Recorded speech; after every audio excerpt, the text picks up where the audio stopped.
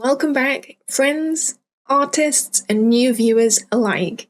It's a new year, and with a new year comes new deep dives. This time, we're going to be looking at Batman and Joker, the deadly duo. And this idea came from my YouTube member, Car, who happily suggested it to me, so thank you very much, because I had an absolute blast writing this script and doing this video, so keep the suggestions coming. Anyhow, grab your sketchbook and let's go. Understanding values.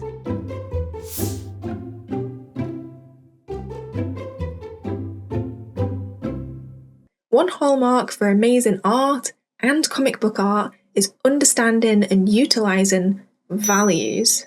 If you don't know what values mean in terms of art or comic book art, think of it like this. On the one hand, we have pure black, and on the other hand, we have pure white. Values is the spectrum between those 2 points, and good art will utilise a spectrum all the way across, and bad art will typically just stay in one section and not really venture too far. Now, this is obviously objective. There is some art that is absolutely great with little to no value change. However, this is just a general rule of thumb and general advice to any artist. So please don't come after me in the comments, and let's continue the video. Values in comic art specifically could be seen as rendering. Spot blacks being shadows, cross-hatching being the tones or the grey areas, and highlights being the lightest value. I'd recommend watching this part closely because Marc Silvestri's values are the absolute core and soul of his artwork in his comic book. So it's absolutely integral that we and you understand how he utilises values. But what is absolutely genius about the way that Marc uses blacks is that he forgoes the spot blacks that we're so very used to, and well, crosshatches absolutely everywhere. This creates a very iconic, grungy, gothic, and textured look to every single panel and every single page, because the values are created with haptic, sometimes chaotic cross-hatching. So let's have a deeper dive and see if we can understand this for ourselves. Values in objects. When it comes to environments, objects, and just about everything in this comic, there are a few key principles that we must understand first. If we look at these first examples I have here, what stands out to me is the line direction of the cross-hatching, the use of light values, and surprisingly, the lack of line weight. The first technique we can learn is how he uses the line direction to differentiate objects.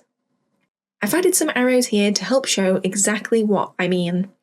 He groups the layers of rubble and then gives each of these groups a different cross-hatching angle to help the separation of each group. Obviously, there are some small parts where this isn't done, but for the most part, in general, this is the thought process. Then, as we go further up the panel, we can see the changes in texture from wood to brick, which is very important to the composition, as our brains don't like too much of the same thing. In terms of values, I love how the area with the most amount of bright white value has very little detail, and even these light ray areas where it feels like it's actually cutting out and overriding the texture of the well.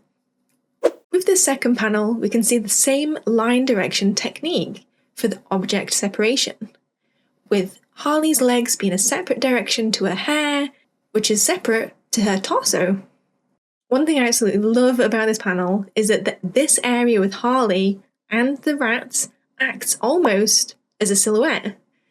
They don't really have the same level of highlights as the rest of the panel, as we can see in the foreground and the background. This is cool because when it comes to the values, Marc is saying this area is different to the rest, which our brain interprets as this is important. Another interesting thing about this panel is that Marc uses this intense upper directional light to create vertical lines in the background objects, which then fade towards the middle. I think the reason he does this is for two things. It works as a directional cue for our eyes to follow the panel down, and it says these objects don't matter too much as the lines are all very similar in value. Now, if these background elements had the same amount of detail as the other panel, it would be too much for our brains to focus on. And this is really a key element of Marc's work. He chooses what is important and adds detail, and what's not important, it doesn't add as much detail because it's not there for us to look at and take in as the story progresses. This third panel is another example of the directional hatching for groups, perhaps even a more clear example than the first. What I would note in this one is that Marc uses patches of full cross-hatching of multiple directions in one area to designate really dark values and shadows. It's also the rare occasion where Marc makes obvious use of line weight to differentiate objects in environments, as he more often just uses direction and lighter values instead. When you put all of these techniques that we've talked about so far together, you get this panel, which absolutely boggles and scrambles my tiny mind. So many line directions, silhouettes, textures, and use of light to create an awesome scene.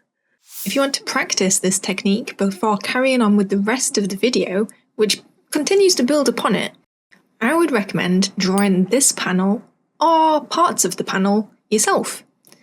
You can also draw random stacked objects or rubble and get a feel for this cross-hatching technique, as it really is very integral.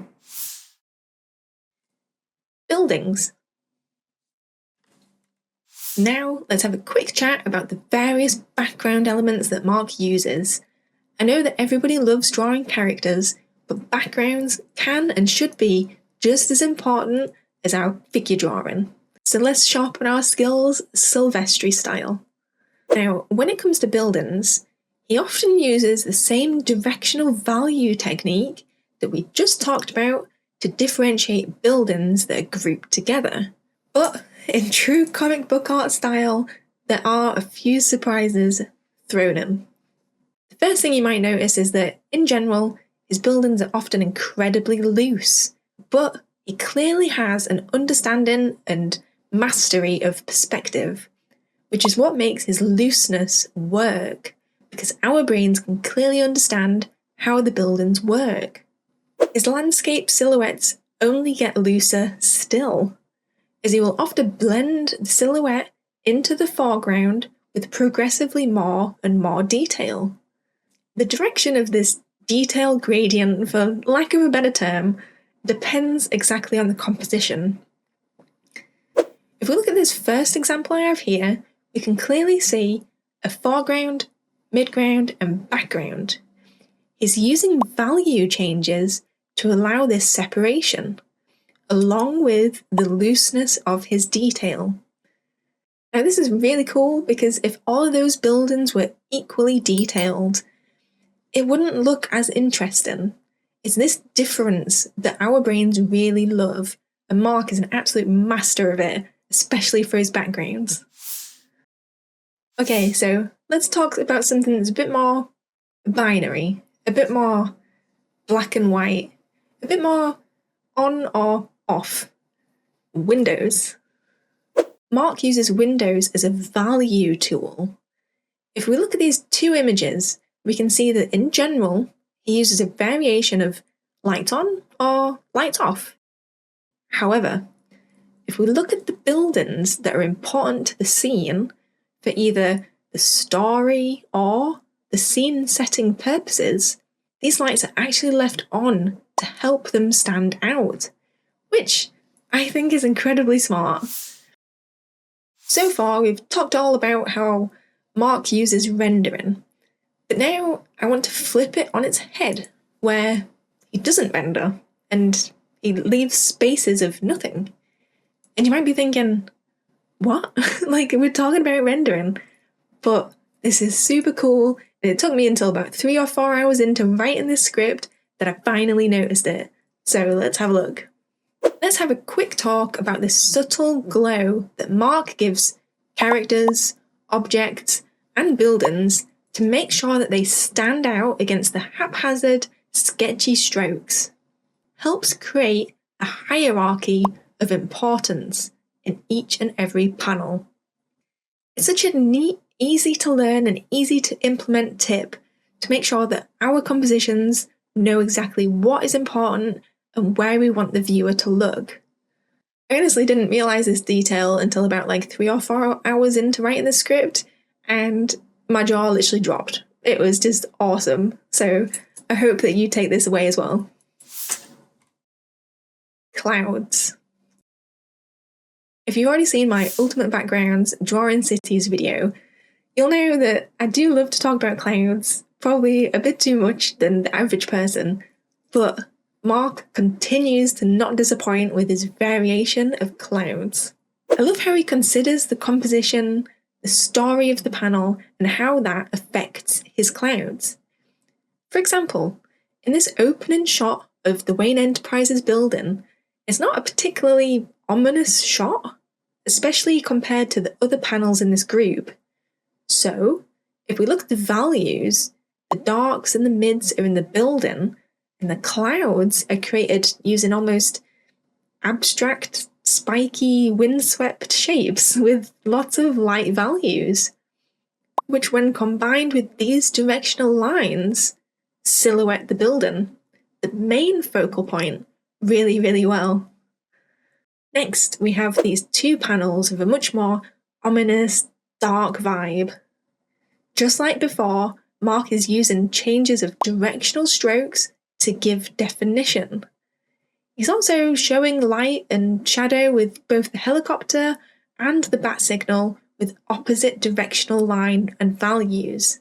These bottom 3 images utilise the same techniques I've just described, but it's just so cool that I just really wanted to show them off, really, to be honest.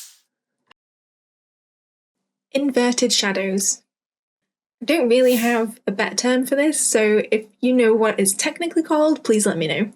I'll just show you instead. These 3 panels all feature heavy cast shadows in various shapes, one being a Batman shape and the others sort of being a trapezoid. And what each of these panels also has in common is that Marc throws that cast shadow rulebook that we know straight out the window and creates his own rules. Let's take a closer look. Here we can see a body under some rubble, which is surrounded by Batman's shadow. So technically, the legs and feet should also be in darkness. And on this second panel, the bottom aha of ha should also technically be in shadow. And the reason it's not is you might have guessed it, it's sneaky, subtle storytelling. This first panel is the easiest to understand. If those legs were in darkness too, that guy's silhouette wouldn't be anywhere near as effective. The second panel, this dark shape, it's actually Batman's cast shadow again.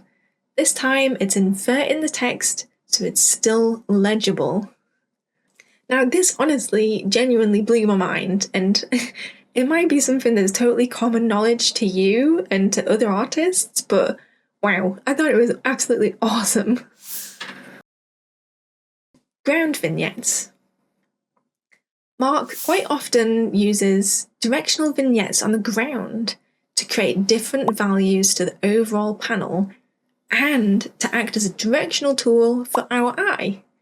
If we look at these panels here, we can see that all have hotspots where the light is completely terminated as if by a directional light. Of course, in one of these panels is actually a helicopter with a spotlight, but that's by the by. We're at the end of the video, or videos if this turned into a 2-parter, and if you got to this point, thank you so much for watching the whole video. I do truly appreciate it. And if you did get to the end, I'd love to know any feedback that you have about these videos. Anything that you think I could improve, add on, take away, whatever it is. I'd love to know because I just want to get better videos for you guys. As always, I want to shout out my YouTube members, Shepherd and Core, who decided to help me every month with a small donation. So shout out is for you guys. If you enjoyed this series so far, I have other series on Jim Lee and Joe Mad. And if you have any suggestions of artists that you'd like to see, let me know in the comments below. Until next time, keep on sketching.